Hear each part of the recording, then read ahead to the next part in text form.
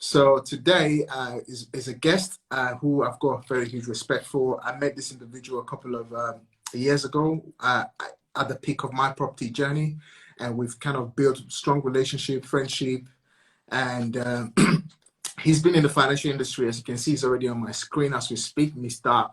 Ola Pupula. First and first, can you hear me loud and clear? Absolutely. I think we have a better Okay, good network stuff. today. Okay, good stuff. Great, I'm looking because forward to this. we did have a lot of problem on Friday where you kept cutting out, you couldn't hear me, I couldn't hear you, and people watching couldn't hear each other. So finally Absolutely, we're here now. So Mr. Ola, welcome to the show. Thank you so much. Thank you so much. I can't sort of, thank you enough. I rarely do this. I think I spoke to you that I'm kind of a timid guy, very shy, and you giving me such an opportunity to come on, live on Instagram for us to sort of, bounce ideas off each other. I think it speaks volumes, and I can't thank you enough for that. Oh, thank you. Again, I appreciate you coming on to the live Instagram live chat. It's all about continuing to try to put yourself out there, because it's very, very important to put yourself out there in whatever you do. I think one of the things is, as entrepreneurs, as business owners, are people who are involved in business. One of the things is, coming out of your comfort zone is quite difficult. I remember when I first started, putting myself out there in business. It wasn't easy. It was very difficult. Again, coming back from Africa, Nigerian, and my accent, how I speak. So at some point, I felt timid as well. I felt like, was people understanding how I speak? Was people understanding what this guy's talking about? What is this guy is all about? But obviously, over time, I'm building every single day. And, I've literally started building my confidence. And I'm now where, I speak in front of hundreds, Wow. about 1,000. Wow. I can see that. Yeah. My biggest public speaking was just about 1,000 people. And that was huge. That was really, really huge. That's huge. Yeah. That's huge. So welcome. So Mr. Ola, tell us about yourself and what you do. I mean, obviously for obviously guys online, Daniel said, we've sort of known each other, for a couple of years now. So my name is Ola Pupula, as you can tell from the accent, the name, originally from Nigeria. So I'm a qualified accountant. I qualified a few years ago. I've had up to 15 years experience within the banking sector. I've been quite blessed to have worked for a few sort of, investment banks, private equity firms, insurance companies, asset management. Until maybe 3 to 5 years ago, I decided to, create my own brand called David Hanna Homes, where we look to build homes, if you liked. So I'm now a property developer. So I've actually moved from accountancy, banking, and now into property development. So that's my background in a nutshell. I mean, can you hear me though? Yeah, absolutely. It's a lot better. Okay, good stuff. Fantastic. Good so you was in the financial industry, and again, you're an accountant by profession, and correct. You did that for some time, and then then you started, in your property journey as a property developer, correct? Absolutely, yes. I mean, it's about sort of, I've always had the intention to always be my own master. And if you could cast your mind back, I think we spoke about it when you said to me, oh, you don't see yourself working for someone. But I did that for close to 15 years, you see, sort of, and I think the good thing is that I had to learn, you see, and that's one thing you need to bear in mind, that, if you have the opportunity to work with the guys in the city, you are learning, you see, and having their names on your profile speaks volumes. You see, so people want to know that you work for Barclays Investment Bank, HSBC, the likes of Goldman Sachs, UBS, M&G Real Estate. So you've learned from the best.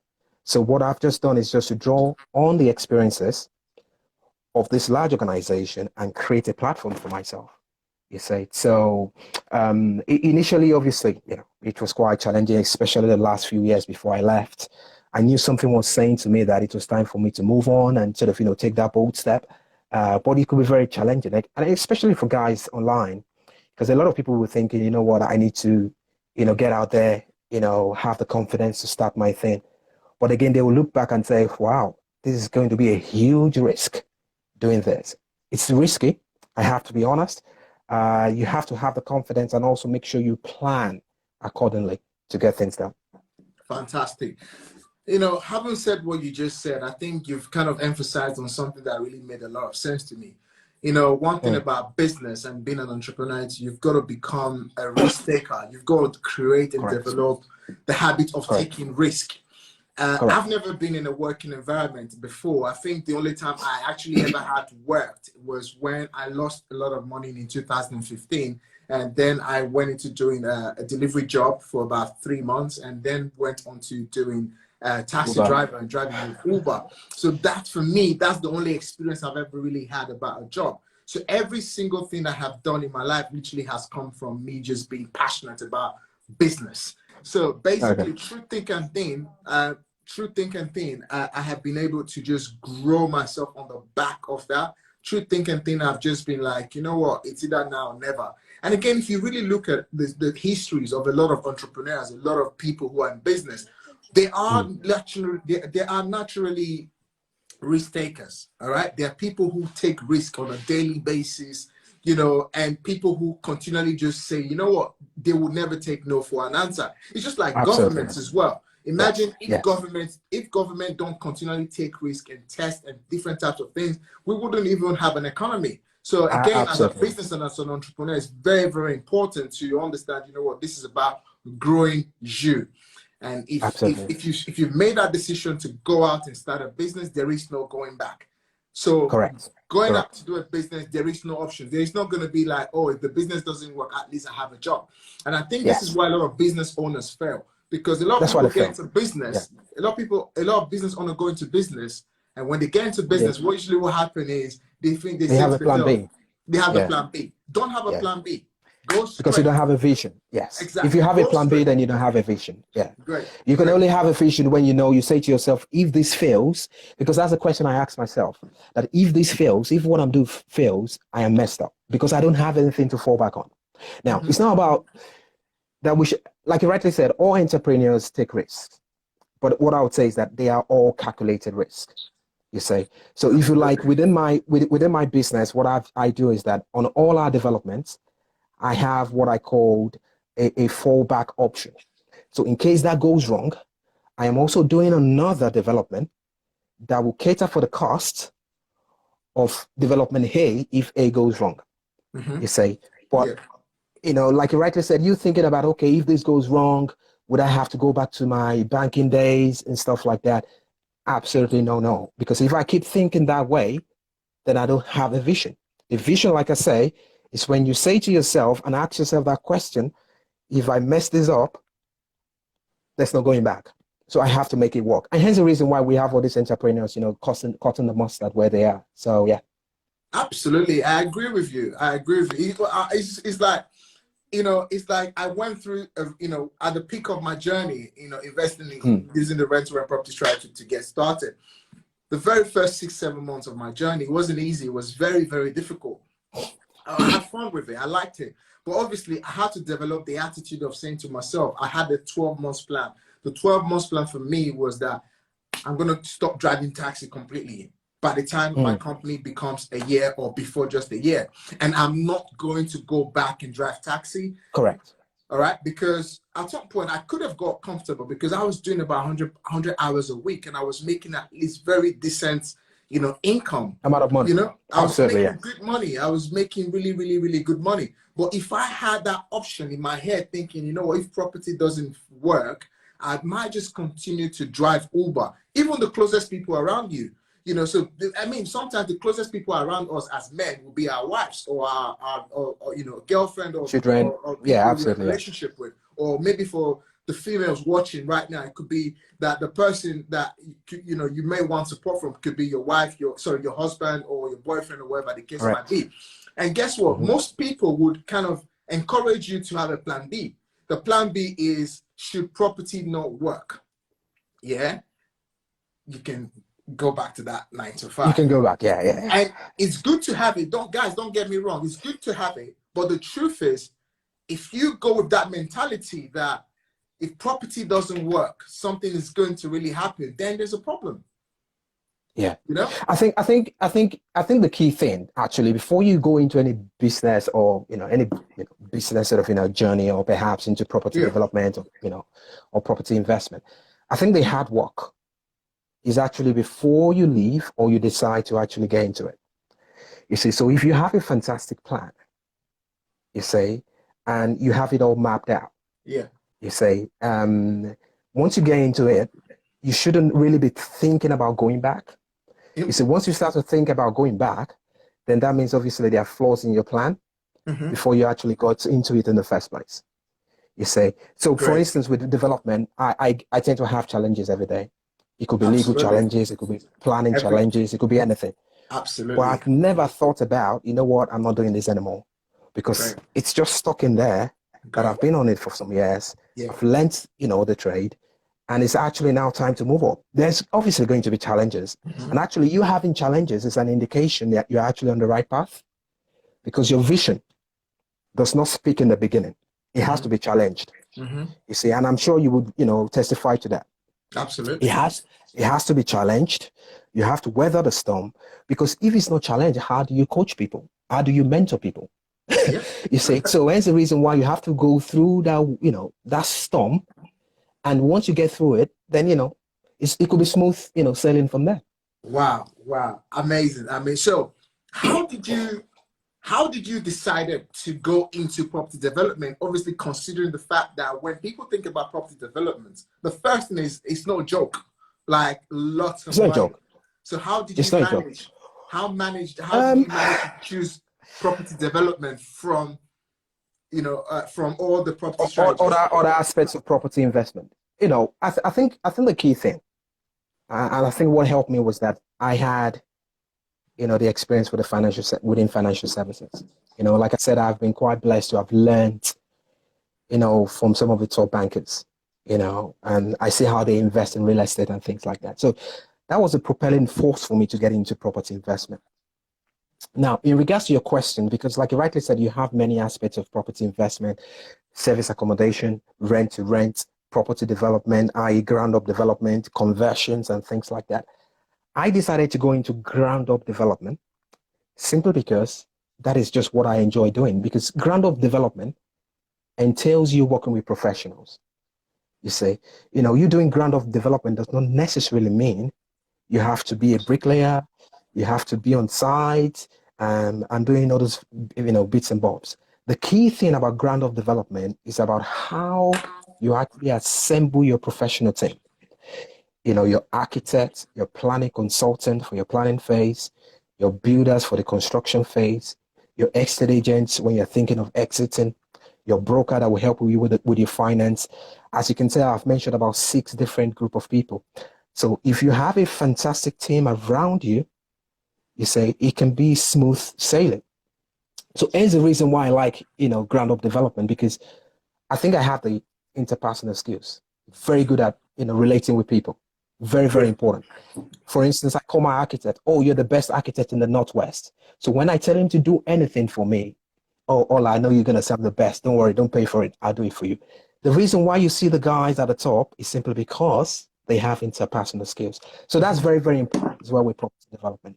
Now, your last question in terms of money, you don't Sorry, necessarily need money. Yeah, before you go into that, for yes. people watching right now, they don't understand what you meant by ground of development or ground of property. So what Ground does up, that mean? ground up. Ground up. So What's that? ground up Ground up. develop, yeah, ground up development means you've seen, you sort of, acquire a piece of land, a brown field or green field, and you sort of, get planning permission on it.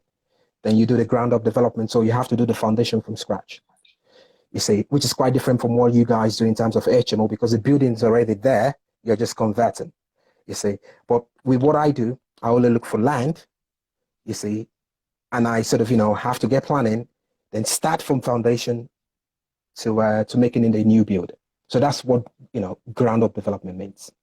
So for the sake of people watching right now and saying, you know what, this is more kind of advanced because I know a lot of my followers are people who talk about rent to rent a lot. So Correct. ground up development. Correct. How much do someone need to get started to do a ground up A ground up development? development. To be honest with you, I think it's about structuring.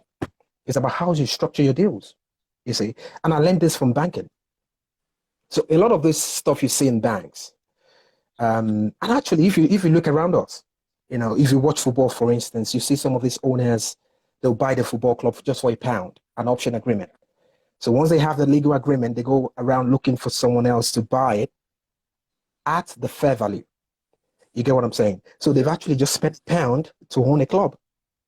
You see, now, in terms of money, you don't need money for ground up developments. What you need, number one thing is structure.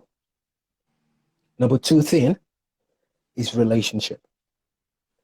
You see, the problem we have with development is not money, it's about relationship. If you see a development go bad, it's simply because, maybe the builder hasn't done his job, or perhaps relationship has broken down. See, if you have those key elements, relationship and structuring, then I think you can do any sort of development. I'll give you a very good example. We have a development of around £4 million that we're working on. This is a landmark development. We're looking to create 16 apartments and 3 commercials. It actually made the news as well. I had my name published in the news. I had the press calling me, and I spoke to them about the development and things like that. Now, the value of the development is £4 million. As a developer, I've only invested £2,500 into it. So anyone can do it. It's just about how you structure it and also your relationship. Have a good relationship with your architect, the agent that finds the deal, your planning consultant that will speak to the council on your behalf. And once you get your planning, have a good relationship with your builder. Builders can actually build a site and share profit with you at the back end. So in some circumstances, you may not even need to require or apply for finance, as long as you have that relationship. You see, so I think the key thing is, relationship and networking. I beg your pardon, relationship and also the structure of your deal. So I'll give you a very good example. If you find a piece of land, you don't have to buy the land, because if you don't buy the land, you are eliminating what is called acquisition risk. You see, so that means you're not buying the land. I can easily approach you, Daniel, and say, what, I like your piece of land. I'm a developer. Why don't we do a joint venture? You bring the land. I put it through planning. I would get a construction company to build it out. We sell the units and we share the profit 50-50 at the back end. So the scheme I've just mentioned to you, the £4 million scheme, is on a joint venture basis. Hence, the value of the land itself is around £500,000.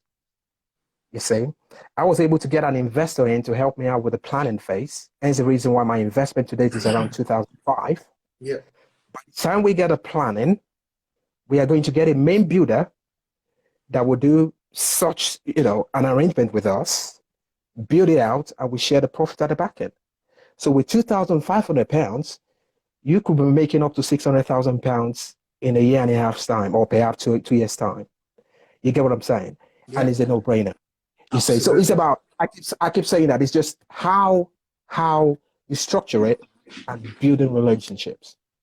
Great answer. I really love how you've obviously, gone into that really deep dive. So you really necessarily don't have to have money to start property. To be honest, it's low risk, isn't it? Low risk. Someone just said, and that's what it's just a low risk, high reward. Yeah. Absolutely, yes. Yeah. So absolutely, low risk, because that's a very good point. Is actually stated, because if you look at it, you're not buying the land, so you've eliminated your acquisition risk. Mm-hmm. So you're only faced with your planning risk. Now you can reduce your planning risk to a very low level once you bring in your planning consultant, because they are the experts. They will advise you anyway if you're going to get planning or not. You see. So once you get your planning consultant, you get a solid architect, you see, to help you out. And they're not expensive. These guys, in fact, they are very flexible. Some of my architects, I tell them, guys, I will pay you once we have planning. I will pay you once we sell the units. And they're happy with that. You get what I'm saying? So it's not really difficult. It's about the relationship you build. So once you get the planning risk out of the way, then you're left with what is called a construction risk. Now, how do you reduce your construction risk to an acceptable level. JV with a builder. Tell him to put his money into the development, and you split the profit at the back end. You see? So you've reduced your risk there. Now, exit strategy. Are we going to sell the units? I think we are going to, because there's a huge demand for affordable homes. People need homes. Now, if we are struggling to sell, we can also put it back on the market on a rental basis and turn it into a build-to-rent scheme. So, like I keep saying, it's about how you structure your deals. You see? Great, great, great. So I'm going to obviously try and bring the audience in here, because the good thing is there's a lot of engagement. So Mr. Vishal says low risk, high demand, and Vericious Services Limited says interesting, and Paps says, how does one educate themselves in this strategy? I think to be honest with you, the good thing, like I keep saying, I have the financial services background. I've seen how the big guys do it. So it was easy for me to transit that strategy into my company. Having said that, I also went on a mentorship program for a year. But I think the key thing about development is about taking that bold step. You say, you are going to be you're going to be your best teacher, if you like. Absolutely agree. So you have to take that bold step. There's no mentorship, there's no training course in the UK, I would say, that will show you the A to Z strategy of every development site you find, because the challenges on each site will be different from one another. You say, so how do you educate yourself? The first thing, and I keep saying to people, gather enough information. Speak to someone, if for instance, Daniel Moses is into HMO, you want to get into HMO, speak to Daniel Moses. Go on to on a mentorship program and, gather information, make sure it's something you really enjoy doing, because that's very, very important. Then on the back of that, take a bold step, take the steps. That's how you learn. That's how you teach yourself. That's how you become a mentor. That's how you move to the next level. So, and that's what I've done for myself, to be honest. Great answer. I think it's very, very important there for you to. So I always, if most of you that have watched a few of my life, my entry into property was literally £70, which was a networking event. So imagine £70 for a networking event 3 years ago. So this was my entry level.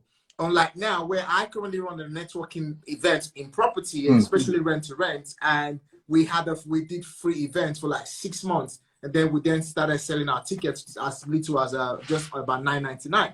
So you can imagine where it starts from.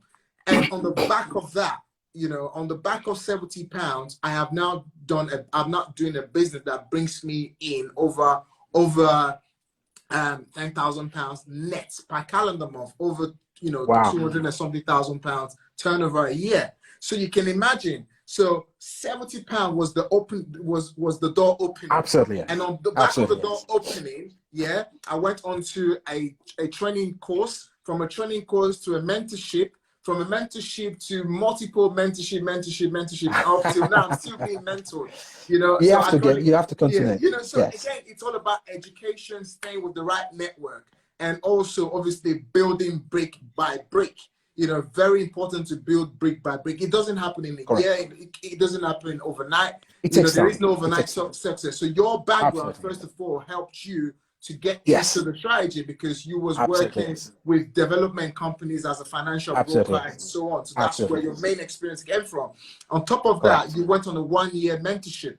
From the 1-year mentorship, you're not currently doing a few development projects. So now tell us, what is your most current development project? Or how many development projects have you managed to do? So we currently have about 5 ongoing. Development projects. 5 development projects at various stages. Most of our development projects will be at the legal stage, whereby we're looking to sign an option agreement. Simply because we don't buy the land, we tend to engage in what is called an option agreement, which obviously takes some time. So the development I mentioned to you guys, which has a GDV of around £4 million, is what we currently have live. So that's currently going through the planning phase. We hope to submit application for 2 sites by the end of the month. The GDV on the sites are around 1.2, 1.3 million, with projected profit of around 400 to 500,000 pounds. The time frame will be around 18 months, God willing, with the planning phase. And we have, a few other projects, one in Bradford, where we're looking to actually create up to 200 homes. That will be a joint venture as well with the landowner. The gross development value is around 35 million. You say so. Those are the sort of projects we're looking at. Obviously, like you rightly said, it takes time. Projects like this might take 2 years, it might take 3 years, but the profit you get out of it is life changing. Absolutely, So absolutely. it's life changing. Yeah. Yeah, absolutely. I just done my first mini development project, which I saw that. I've literally used the techniques that you've spoken to, but obviously it comes with experience. You have to be able to have experience in order to negotiate. So I just finished a development project. The cost of work alone was £150,000. Guess what? Correct. The £150,000, I did not spend a penny. I used other people's money. But Correct. if I did not have the right brand, and if I did not have the right experience, obviously the builder's finance that I've used, he would have never, ever, ever invested into that project. But number one, he had to see that the project was viable. Number two, he saw that I was probably, I was believable, which is very important. Your personality and another thing matters. there, you have to show that you have to be able to show your experience, and so on. So obviously, sometimes you have to be able to have the right type of structure in order for people to buy into you. And there's a project I'm currently discussing with a vendor right now as well, whereby I'm trying to buy the house and convert it into a 6 to 8 bedroom HMO. However, I'm using like delayed completion so that I can get planning permission once it's done. Imagine just doing that lot of work for like 6 months. Like you refinance, you get about 150, 200,000 pounds out. So it is life. There are many strategies. Yeah, absolutely. So there are different ways that can be done. So I'm going to just quickly take on a few questions that are coming in here. So Very Shares Services Limited says, how do you know the demand? So basically, how do you know the demand on the area that there will be, that you are able to sell those properties or sell flats or houses? How do you know? Correct. That's a very, very, very good question. So what we normally do is that once I find the piece of land, I speak to at least 3 estate agents. You see, so they have the database of people on the waiting list looking for new builds in the vicinity and things like that. So they will be the best set of people to tell you what is in demand. So because the last thing you want to do is to be building a block of flats when people are actually looking for houses. You say, or perhaps you're building a house when people are actually looking for flats. You get what I'm saying? They would advise you on the type of houses you need to be building. They'll tell you the layout and the design. They will tell you your target sort of, buyers. Are we looking for first-time buyers? Are we looking for downsizers or retirees? You say, so they would sort of, tell you what has actually sold well and how you can actually replicate such strategy used by the other developer. So the key thing for you to do will be to speak to the local estate agents. They will advise you, give you the necessary information you need. Then you now need to pass that information to your architect to design a scheme in accordance to the local demand. You see, so you can see the network in terms of, speaking to the local estate agent, telling the architect what you need to do, then pass down to the planning consultant. The planning consultant looks at it and say, oh, I think we'll be able to get planning on this. I think we might not be able to get planning on this because the council will refuse this because it doesn't comply with the planning policies and things like that. Yeah. So that is how you sort of, obtain information in regards to demands. So Nigerian Style says, you mentioned that there is an investment of £2,500 will fetch you how much in few years. So he obviously what I'm thinking is trying to say, 2005 is the entry point, like you said. It doesn't need a lot of money, but obviously there are other more money involved in it, isn't it? So do you want absolutely. Yeah. So the 2005, the 2005 I mentioned was for my development scheme in Hunstanton, the 4 million GDV development scheme. So the GDV for that scheme is 4 million, but I've only invested 2005. And I hope to be getting over £500,000 at the back end of next year. You say, so that's going to be. I mean, we've been on it since last year September. So if you look at the duration, that's going to be close to over 2 years or thereabout. But it's something you have to wait for. So the 2005 was just to sort of, and I'll sort of, break this down. It's just to pay for the surveys, and also to pay for the legal fees, I think. My investor came in and she took responsibility for all that professional fees, and the few other bobs, we had to sort of, pay for. Once we have planning on the side, the main builder will take responsibility. So he will use his money to build it out. Then I'll worry about the sales. So once we sell the units, we split the profit between myself, the landowner, and the builder. So with 2005, £100, you can be making over £500,000 or close to £600,000. Okay, so just to break this down very, very quickly. So your involvement as a property developer was, number one, you found the land that you could get a JV with, yeah? Two, correct. You found the investor. Three, you spoke correct. To the letting agent. Four, correct.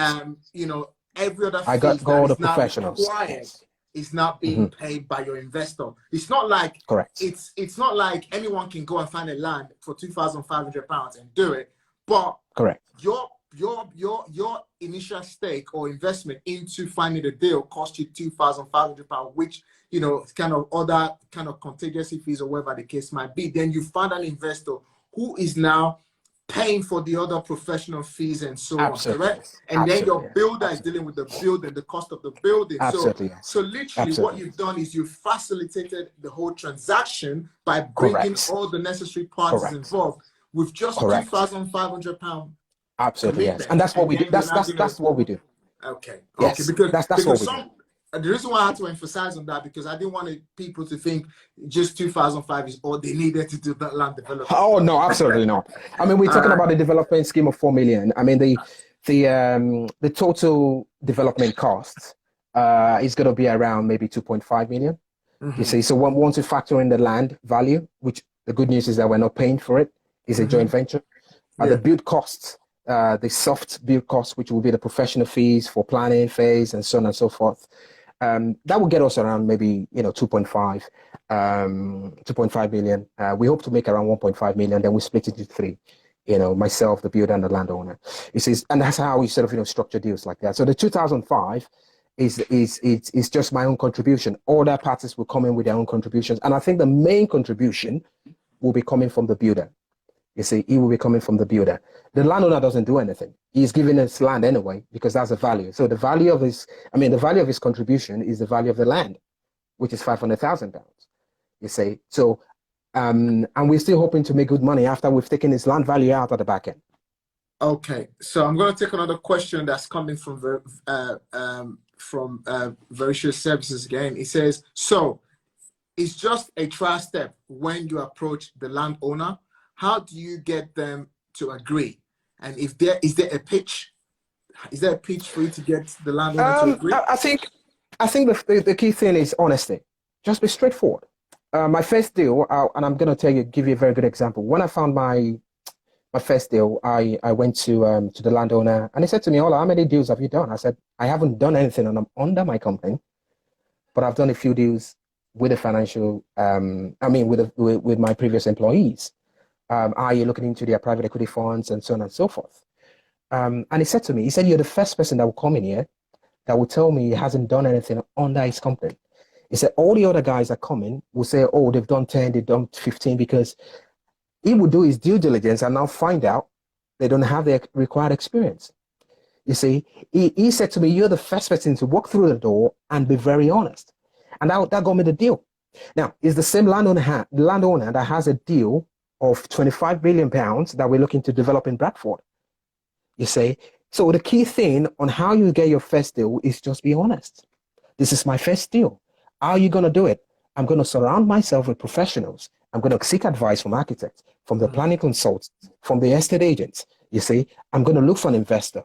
Just give me the opportunity. Just be honest, and you get it. Great. I'm going to take the other question from Vishal. It says, how has COVID-19 had an impact on your projects? And if so, how have you handled the issues? A very good question. To be honest with you, simply because we're still within the planning phase. So the impact will be that, the council have been really slow in coming back to us. simply because obviously everyone is still trying to adjust with the lockdown and all those few bits and bobs. So the impact has been quite minimal because we're not currently at the construction phase. We don't think, and I'm being honest here, it will have a knock-on effect on the values of our properties, because by the time our properties are on the market, we hope to have sort of, got out of this temporary financial turmoil, if you like. We strongly believe, and based on what the economic forecasters are saying, that the house prices should be where they were pre-COVID-19, Q4 2021. So in Q4 2021, we should be where we were pre-COVID-19. So we think, and we believe in what the forecasters are saying, that, our numbers shouldn't sort of, change, once we sort of, get into construction and sell the units in Q4 2021. So the impact has been really, really minimal. It's still, for me, it's still business as usual. Actually, we find it as an opportunity for us to actually to look into more deals, simply because a lot of people are now nervous, they're quite jittery, they have too many portfolio of land, and they're now looking to sort of, push them out there. So we're finding instances whereby land that the owner would normally say, I want to sell outright, they're now looking to do a JV. They're looking to do an option agreement whereby they defer payment for a year and things like that. So if you're looking to get into property development, I think this is the right time to actually make investment. Great, great. So I've got another question here. It says, how do you source investors? I think Daniel said that he's very good at doing that. Just network with people. Just go out there, go to property meetings.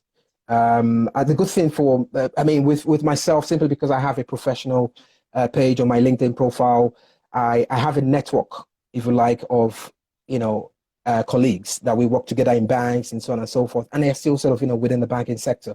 So I tend to approach them sometimes. I belong to a property club, property pillars.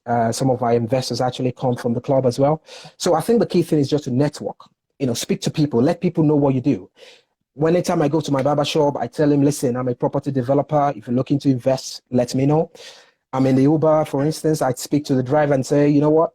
I develop properties. This is my business card if you want to invest. So you can never tell where your investment is going to come from. So just make sure you spread the news, speak to people, and I'm sure you'll get people that will trust you.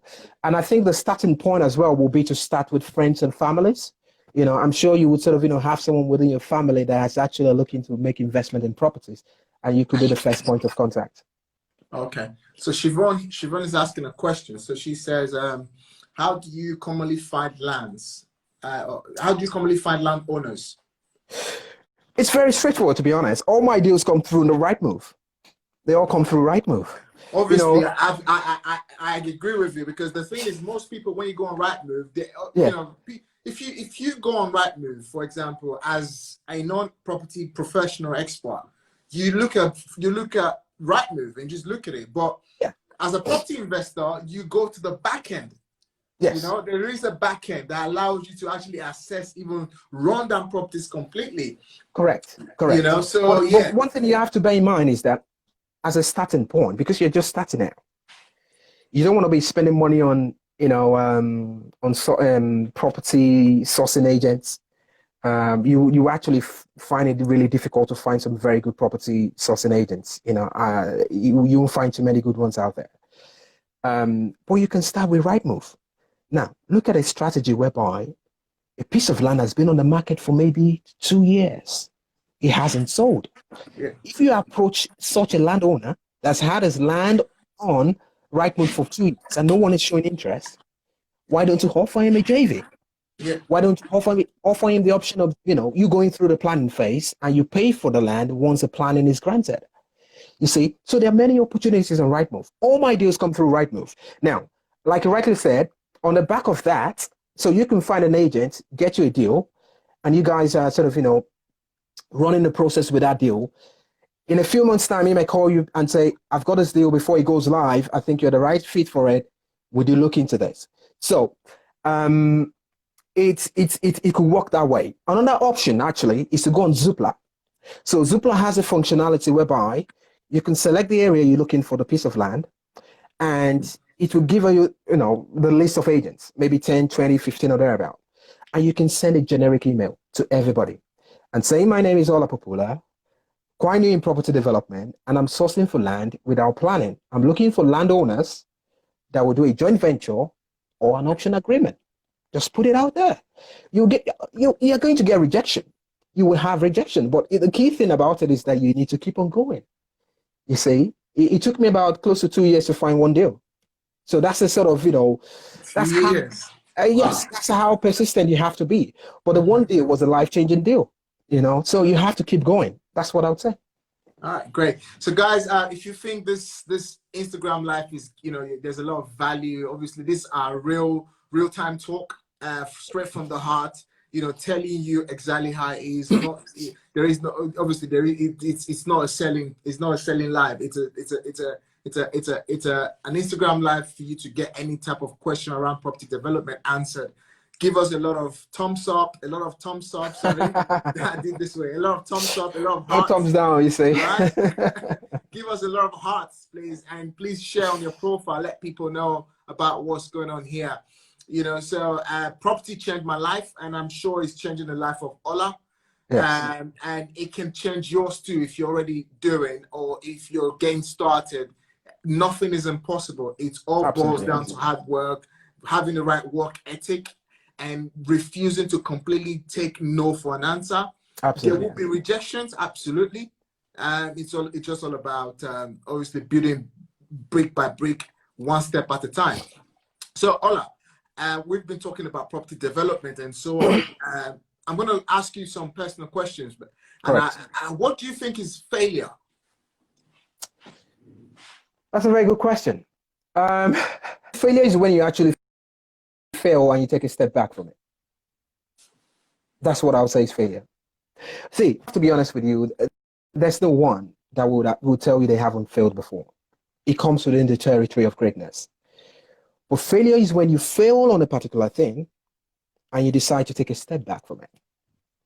And don't try again. That's what and you don't try again. That's just what I call failure. I'll give you a very good example. When I started out in property, I started with service accommodation. I hated it. I started out and it just wasn't for me.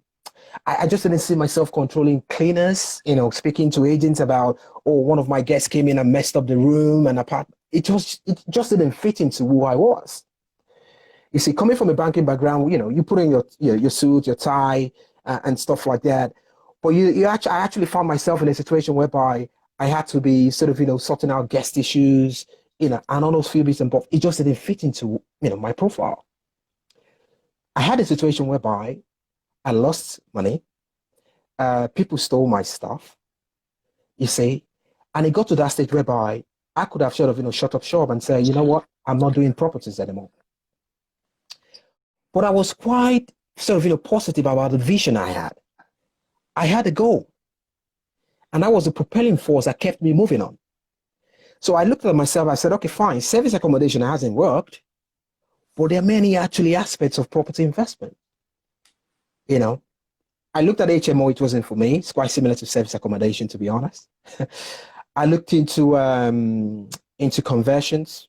I just didn't like it, just didn't fit into me. But I just like the fact that I see a new build, I see a piece of land, without anything on it. In a few years' time, you can see this fantastic structure, you see. And I felt that is what I'm going to have a go at. And since I actually tried it, I've just loved it. You get what I'm saying? So if I had taken a step back, I think I'll be back in banking. I won't be thinking about doing, deals worth 25 million, 30 million, and so on and so forth. I will still be answerable to someone. I'll still be building someone else's dream, you see. But simply because I kept on going, and I'm sure you would sort of have similar sort of stories as well. You need to keep on pressing for it, because that's how you create greatness. Absolutely.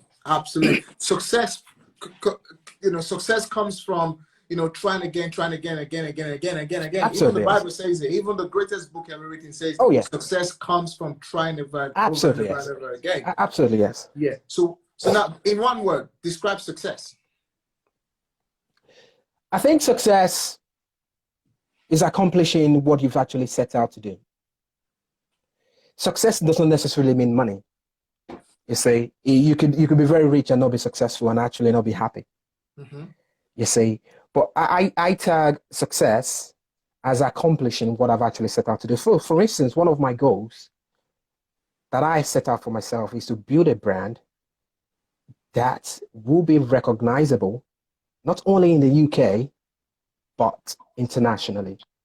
Right. You see, if I achieve that goal, that's success. Something I can actually pass on to my children and it will roll from generation to generation. Now, let me say this.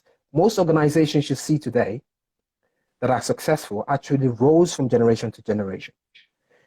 You get what I'm saying? And that's an indication of success. That's how I determine success. Touching lives. The brand keeps moving from one, changing hands, Yeah. from generation to generation. And that's what I sort of, describe as success. You know what? Interesting what you just said now. So I had a conversation with my accounts business manager in Barclays Bank a couple of days ago. I think I had a conversation with them actually specifically on Friday, and there was something they said which I was never aware of. He said to me, Barclays Bank has been providing loan for businesses for over 350 years. Absolutely, yes. I think it's one of the longest serving banks. Yes. I'm like 300 years. HSBC, JP Morgan, all the guys, they've all rolled from generation. Years. Yes, they've all rolled from one generation to another. Profits they've made, how many times they've failed as an organization and keep Absolutely, rewriting, yes. and keep rewriting, Absolutely, yes. A dream of fulfillment or a dream of success starts in your head. Correct. Because they said your heart is your biggest asset, isn't it? Correct. So Correct. a man must first fail in his heart yes. in order for him to actually fail physically. Absolutely. So if you can't fail in your heart, which is the give up, yes. listening to your naysayer and listening to the people who say don't do it, I think that's where the problem is. But again, if you can stick to your guns and just say, you know what, regardless, yes, there's going to be challenges or whatever the case might be. You have to. But you have I've to got be to challenged. win. I've got to win. Absolutely. I mean, if you have a dream, if you have a vision and you're not challenged, it is fake because it won't last. Great. It won't last. Great. I'm being honest with you. It's fake. It won't last because your challenges make great stories, and great stories make a great person. So if you don't go through that, you can't be great. You don't have a story to tell. You get what I'm saying? Look at Abraham Lincoln. He failed many times, and he's been tagged today as one of the greatest American presidents. But he failed many times. You see, many, many times. But he kept on pressing. He kept on pressing for it. So that's what I'll say. Great. So we've just got about 5 minutes left on this Instagram live. So I'm just going to ask you 2 more questions, and I'm going to obviously tell the people watching right now about our upcoming property meetup event. So guys, so what would you say to anyone who's listening to this live today and interested to doing property development, which would be land development, which is what you're specialized in? Sure. So what would be your words for them? A complete newbie, somebody who's never done property before. I think the key thing, and I keep saying this, is to gather enough information. Do your due diligence about property development. You have a lot of materials online. Read books of successful property developers. See what they've done, how they did it. And now let your instinct tell you whether it's something you are willing to do. You see, the instinct tells you, you see. So sometimes when we fail sometimes and we look back and you say, oh, you know what? I had a sinking feeling I shouldn't have done that, but I did it. You see? So the key thing is to listen to your instincts. In Christianity, we call it the Holy Spirit, right? But you just make sure you listen to your instincts. Gather enough information. There are a lot of successful property developers out there. Read their books. See what they've done, how they've done it, their strategy. Then look at it and decide whether it's something you want to do. Now, if you decide it's something you want to do, the second step will be to seek, I don't want to use the word training because you have too many training courses out there that are not actually adding value to people. People are just wasting money.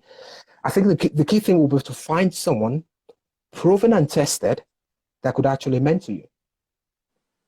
Proven and tested, and I keep saying this.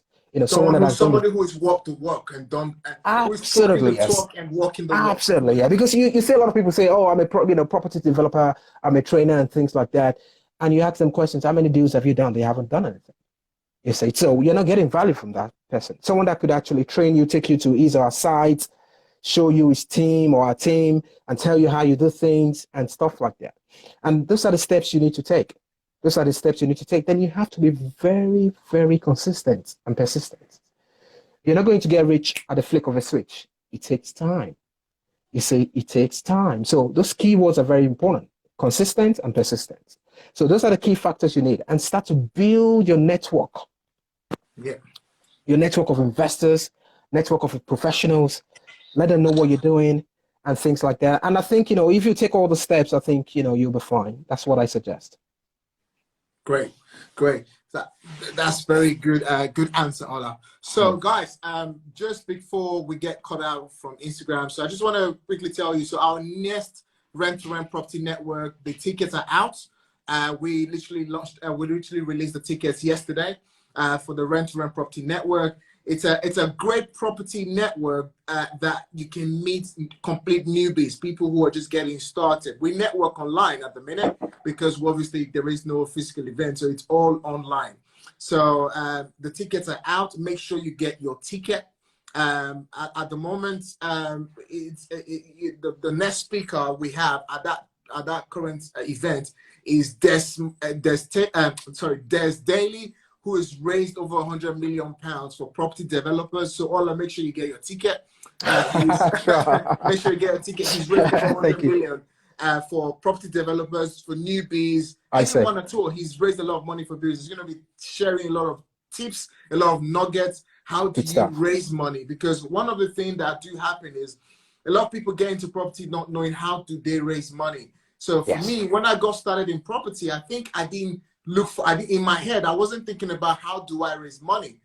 All right, how do I find money? So in my head, what I was looking for was, as long as I've decided to do this, I will find the money. So I was just focused on how do I find the money, and I found the money. How did I find the money? Most people these days will get a credit card and use a credit card to buy clothes and perfumes and holidays.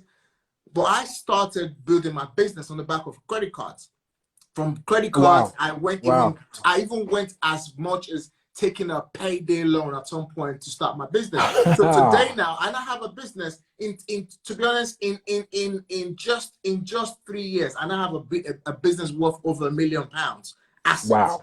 Okay. So and I have a portfolio worth over £1 million. So at the end of the day, it's all about hard work, hard work. At some point in 2016, I couldn't even have a SIM-only contract because I had a really terrible credit history because I was away. I went abroad. My credit history was rubbish. So I couldn't even get a pay-as-you-go SIM card. So again, guys, don't be scared to go out and take the right decision, make the right relationship and contacts. Okay, and this is why networking, you can start small. You can start networking like £20, £30 tickets, even free networking meetup, because networking is where you kind of bring the whole, information that you find online, your books that you're reading, your researches that you're doing, you bring it to life and you test it. So invest a lot in your time and education and yourself. So before Instagram cuts us out, I'm going to again just give it to you, Ola. Thank you so much for spending some time to sharing your wealth of knowledge. Thank you. And obviously, I really appreciate telling us what you've done brick by brick and, gradually and so on, and you're where you are currently. And fingers crossed, I should be bringing you back on within the next couple of weeks so that we can obviously share, where this conversation ends today, we can take it further. So guys, make sure you get your tickets for the Rent-to-Rent Property Network. And also, if you're looking to start an e-commerce business, I do have an e-commerce business that allows you to get paid on bills. If you want to know more about that, DM me directly. Okay. Ola, do you currently offer any services, just in case anyone right now wants to know about any services that you provide?